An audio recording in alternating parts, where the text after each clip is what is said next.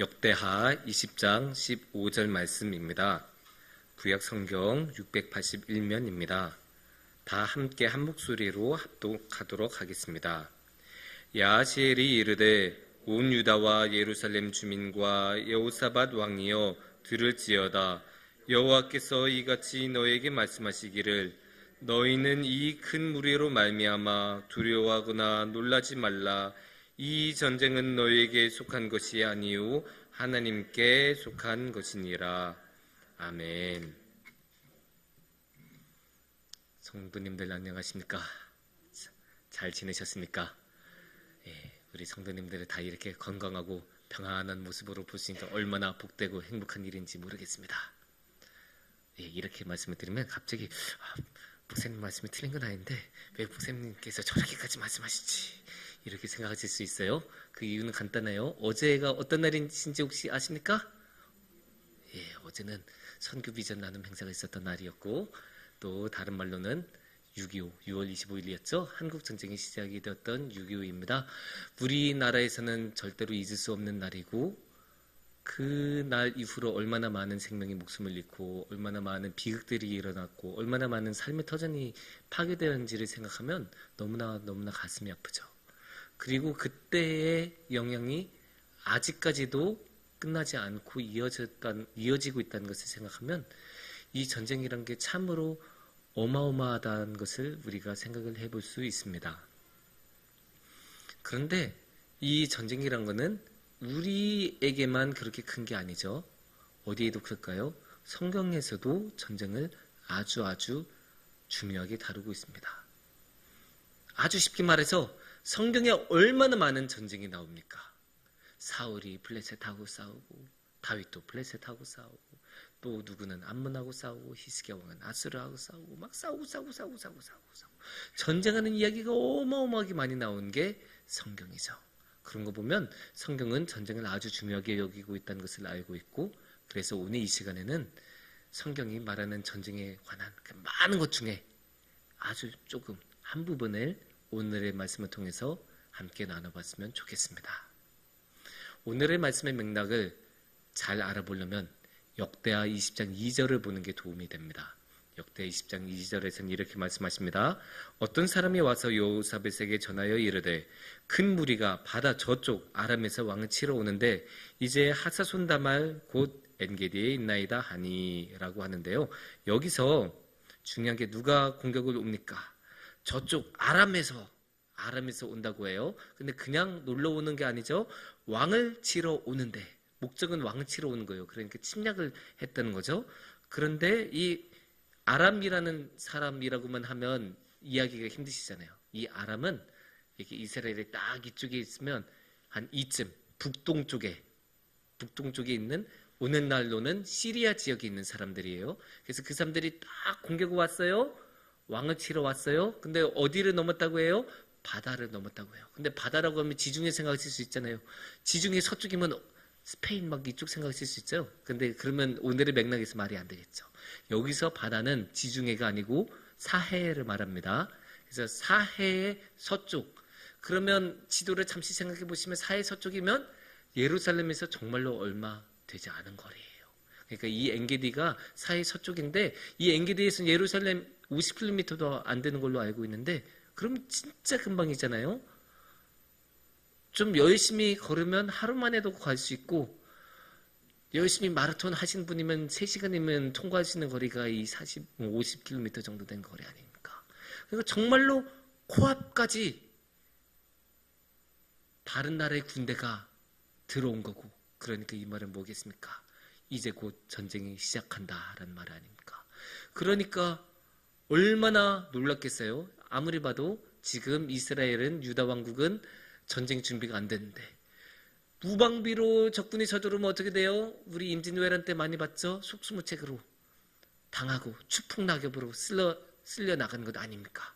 그리고 얼마나 비상이겠어요. 그래서 이제 여호사밧 왕을 비롯한 많은 사람들이 모여서 기도하고 대책을 강구하고 금식 기도를 하고, 그러한 상황 가운데서 이 야하시엘이라는 사람에게 하나님의 영이 임해서 하나님의 말씀을 전하는 게 오늘의 말씀이에요. 그러면 어떻게 말씀을 전하셨을까? 20장 15절에서는 이렇게 말씀하십니다. 야하시엘이 이르되 온 유다와 예루살렘 주민과 여호사밧 왕이여 들을지어다. 여호와께서 이같이 너희에게 말씀하시기를 너희는 이 큰 무리로 말미암아 두려워하거나 놀라지 말라. 이 전쟁은 너희에게 속한 것이 아니오 하느님께 속한 것이니라. 걱정하지 마. 두려워하지 마. 전쟁 너희가 할 거 아니야. 전쟁 하나님이 하실 거야. 하나님께서 알아서 하시니까 너희는 걱정하지 않아도 돼. 이렇게 말씀하시는 거예요. 지금 하나님의 말씀을 대신 전하고 있죠. 그러니까 하나님께서 하시는 말씀인 셈이에요. 너희는 걱정할 거 하나도 없다. 전쟁은 너희가 할 게 아니고 누구 것이다? 내 것이다. 하나님께서 알아서 하실 것이다. 사실 굉장히 담대한 말씀이죠. 지금 코앞에 적군이 있는데 우리나라 버전을 생각해 보세요. 북한군이 이미 38선을 넘었어요. 그래서 저기 한 일산에 있는 의정부까지 왔어요.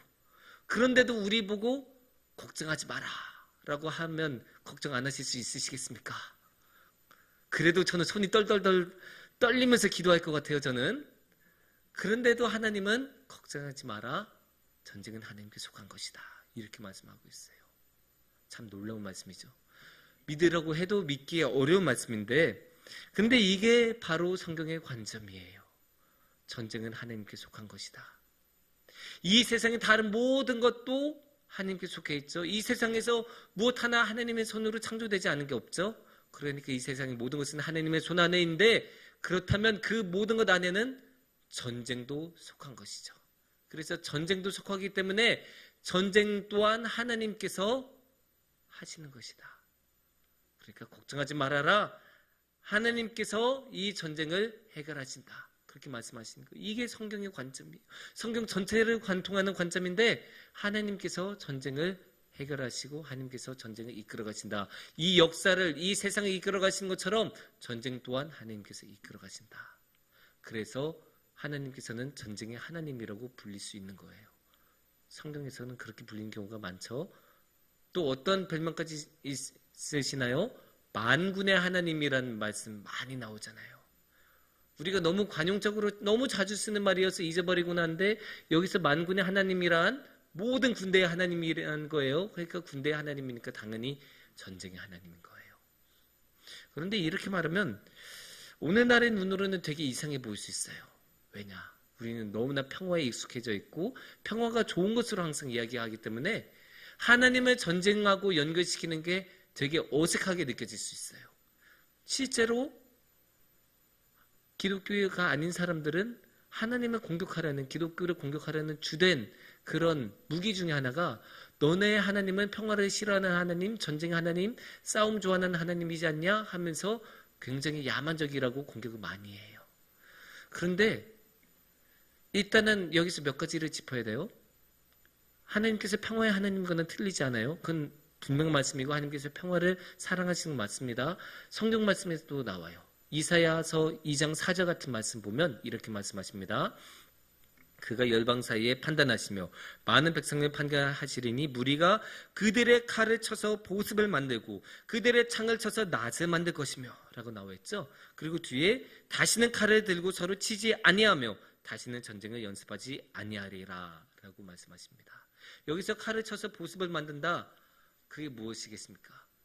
무기를 바꿔서 농기구를 만든다. 이제 더 이상 전쟁을 할 필요가 없으니까 이제 농기구로 바꾼다라는 말이에요. 그리고 그게 왜 중요하냐? 하나님께서 그렇게 시키는 것이니까. 그래서 더 이상 전쟁이 안 일어나게 만드신 분이 평화의 하나님입니다. 이거는 틀림없는 말씀이고 하나님의 말씀이에요. 그런데 이 말씀 옆에다가 전쟁의 하나님이라는 말씀을 두면 되게 이상해지잖아요. 뭐지? 이걸 어떻게 이해해야 될지? 그래서 이걸 한번 우리가 생각해 봐야 돼요. 전쟁의 하나님, 전쟁은 하나님께 속해 있다라는 말씀을 우리는 그러면 어떻게 이해해야 될까? 평화의 하나님과 전쟁의 하나님을 어떻게 우리가 같이 볼 수 있을까? 일단은 여기서 우리가 한 가지 알아놔야 되는 게 성경에서는 전쟁을 좋은 것으로 말하지 않아요. 절대로 좋은 것으로 말하지 않아요. 성경에서는 전쟁의 끔찍함에 대해서 어떠한 책보다 자세하게 기록하고 있어요. 제가 차마 이 자리에서 말씀드릴 수 없을 정도로 너무나 극단적인 상황들이 자세하게 나와 있어요. 이 전쟁의 참상, 끔찍함, 얼마나 위험하고 얼마나 많은 파괴가 일어난지에 대해서 성경은 너무나 자세하게 전하고 있기 때문에 전쟁은 너무나 끔찍한 거예요. 그래서 성경은 전쟁을 추구하지 않아요. 그렇기 때문에 이 전쟁을 겪은 사람들은 하나님한테 간절하게 비는 거예요. 하나님, 이 전쟁에서 우리를 지켜주세요. 이 전쟁 우리는 정말로 하고 싶지 않은데 우리가 이 전쟁 앞에 이렇게 내몰렸습니다. 지금 저 아람 군대가 엔게디까지 저 사해 서쪽까지 왔습니다. 이제 우리는 바람 앞에 촛불 같은 존재입니다. 하나님, 우리를 도와주시옵소서. 간절한 외침이 이 전쟁의 하나님이란 말씀이에요. 또 한 가지 우리가 생각해야 되는 것은 이 전쟁만큼이나 인간의 연약함이 잘 나타나는 곳이 없어요. 왜냐? 전쟁은 너무나 극단적인 상황이잖아요. 지금처럼 우리처럼 이렇게 시원한 에어컨 바람 맞으면서 편안하게 앉아있고 여유있게 생각하는 그런 상황이 아니에요. 정말로 극단 중에서도 극단이라는 게 전쟁이죠. 까딱하면 자신의 목숨을 잃어버리는 게 전쟁이에요. 그러니까 뭐라고 해요? 사람의 밑바닥이 보인다라는 말을 하잖아요. 정말로 어떤 윤리의식마저도 다 없어지고 자신의 생존 하나만을 위해서 본능적으로 행동하는 것이 이 전쟁 상황이에요. 그래서 정말로 전쟁에서는 자신의 능력으로 안 되는 게 너무 많아요. 그리고 전쟁에서는 평소라면 하지 않을 행동도 너무나 많이 해요. 왜냐? 찰나의 순간에 모든 게 결정이 되니까. 쉽게 말해서 상대도 총을 가지고 있고 나도 총을 가지고 있는데 둘 다 서로를 죽일 생각이 전혀 없어요. 그럼에도 불구하고 저 사람이 총을 들고 있다는 이유 하나만으로 내가 2초 안에 총을 쏘지 않으면 저 사람이 3초 만에 나를 총을 쏠 수 있는 그런 위기가 있기 때문에, 그런 위험이 있기 때문에 2초 만에 내가 총을 쏠지 말지 결정을 해야 되는 거예요. 그런 극단적인 상황에 내몰리니까 총이 주어지면 일단은 쏘고 보는 거죠. 이런 극단적인 상황이 전쟁이에요. 그래서 어떠한 일들이 일어나냐? 심지어 자기 편들끼리 싸우기도 해요. 성경에 나오잖아요. 다윗하고 요나단이 블레셋 군에 딱 갑자기 쳐들어가니까 블레셋 군대들이 서로 놀라서 서로 싸우고 서로 죽이기 시작했다. 성경에 엄연히 나오는 이야기예요. 왜 그럴까요?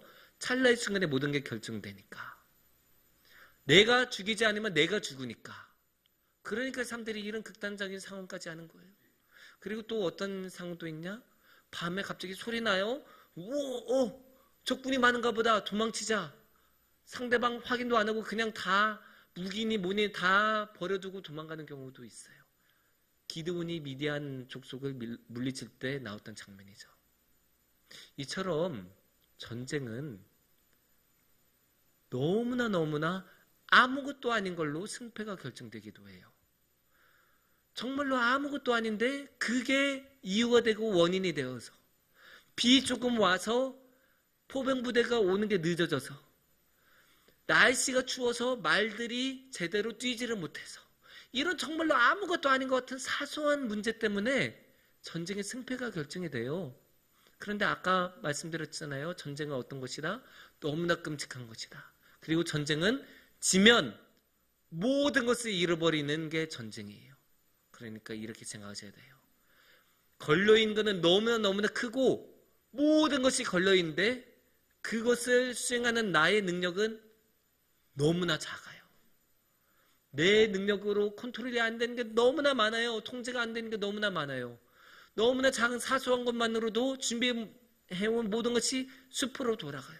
숲으로 돌아가는 것으로 끝나지 않고 나의 모든 것을 잃어버릴 수밖에 없어요. 그러니까 사람들이 기도하는 거예요. 하나님 도와주세요. 제 능력은 아무것도 없습니다. 제 능력으로는 이거 해봤자 안 됩니다. 하나님 도와주세요. 그렇게 간절히 기도한 사람들이 정말로 주님의 은혜로 전쟁에서 이기고 살아서 돌아와서 그 사람들이 이제 고백하는 거예요. 내가 전쟁에 나가봤더니 알겠더라. 전쟁은 하나님께 속한 것이야. 내 능력으로 한 게 아니야. 하나님은 전쟁의 하나님이어서 이 전쟁에서 우리가 살아남을 수 있게 해주셔.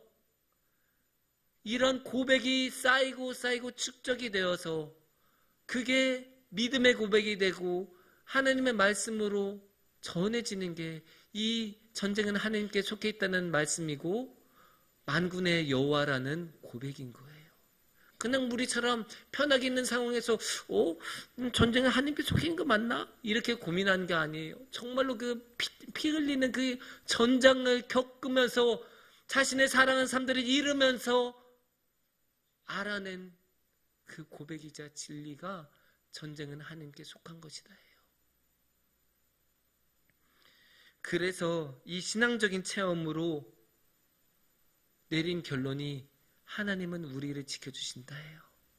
하나님께서 전쟁을 사랑해서 그러신 것도 아니고 하나님께서 전쟁을 하고 싶어서 그러신 것도 아니고 하나님께서는 단지 우리를 지켜주고 싶으셔서 우리와 함께 해주고 싶으셔서 우리가 의롭지 못한 적군에게 허무하게 인생을 마감하는 것을 보고 싶어 하지 않으셔서 우리와 함께 해주신 하나님, 그분이 바로 만군의 여호와이고 하나님께 전쟁에 속했다는 고백입니다.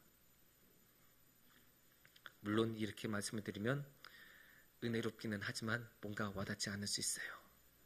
우리는 전쟁을 겪지 않고 있기 때문이에요. 물론 우리는 아직 전쟁 중이에요. 휴전 상태이죠. 그럼에도 불구하고 직접 총을 들고 나가서 싸우는 일은 사실 거의 안 일어나죠. 정말로 드물게 일어나죠. 베트남전 이후로는 그런 대규모 그런 징집 사태가 일어나진 않았죠. 그러니까 그런 거를 생각하면 우리한테는 이게 약간 거리감이 느껴질 수 있어요. 하지만 우리가 알아야 되는 게 우리도 매일매일 전쟁을 치르고 있습니다. 어떤 전쟁이냐? 영적 전쟁입니다. 악한 세력은 우리를 항상 넘보고 우리를 쓰러뜨리려고 해요. 그리고 그 악한 세력에게 우리가 넘어가면 어떻게 될까요? 악의 구렁텅이로 빠지는데 그것 또한 모든 것을 잃는 일입니다. 그러니까 그냥 보통의 현세의 전쟁만큼이나 치열하고 끔찍한 게 영적인 전쟁입니다. 그 영적인 전쟁이 우리는 매일매일 내놓아져 있는 거죠. 하지만 다행인 것은 하나님께서는 우리를 그냥 버려두시지 않습니다. 하나님께서는 항상 우리를 지켜주시고 우리를 도와주십니다. 그걸 어디서 할 수 있냐? 하나님께서는 우리에게 무기도 주셨습니다. 에베소서 6장 11절을 보면 이렇게 나옵니다. 마귀의 관계를 능히 대적하기 위하여 하나님의 전신갑주를 입으라. 하나님의 전신갑주라고 하는데 그거를 우리 인간이 만들었겠습니까? 하나님께서 주신 거겠죠. 이 전신갑주란 건 뭐예요? 몸 전체에 입는 갑옷이죠. 이렇게 하면 틀려요. 여기서부터 여기서부터 다 입는 게 그게 전신갑주예요. 그 전신갑주를 입고 우리는 나아가서 싸우고 영적인 전쟁으로 나아갑니다. 그래서 이스라엘 민족도 지켜주신 하나님은 우리 또한 이 영적인 전쟁 가운데서 지켜주실 것입니다. 사랑하는 성도님들, 전쟁은 끔찍합니다. 그리고 성경은 이 전쟁이 얼마나 끔찍한지 너무나 잘 알고 있습니다. 그래서 가능만 한다면 어떠한 방법을 쓰더라도 전쟁은 피하는 것이 좋습니다. 하지만 성경이 또 한 가지 알고 있는 것은 살다 보면 정말로 어쩔 수 없는 전쟁들이 있다는 거예요. 이처럼 지금 오늘의 말씀처럼 이미 적군이 코앞에까지 왔는데 어떻게 하겠습니까? 하지만 다행히도 하나님께서는 우리를 지켜주시고 도와주십니다. 물론 전쟁이 시작하려면 불안하고 두렵고 떨릴 수밖에 없습니다. 그래도 우리의 하나님은 만군의 하나님이시고 전쟁은 하나님께 속한 것입니다. 그래서 우리가 영적인 전쟁에 나설 때 또한 하나님께서 이렇게 우리를 지켜주실 것을 믿고 만군의 하나님, 전쟁은 함께 속해 있다. 이것을 우리가 굳게 믿고 나아간다면 능력의 하나님, 전쟁의 하나님께서는 우리를 지켜주시고 도와주실 것입니다. 함께 기도하겠습니다.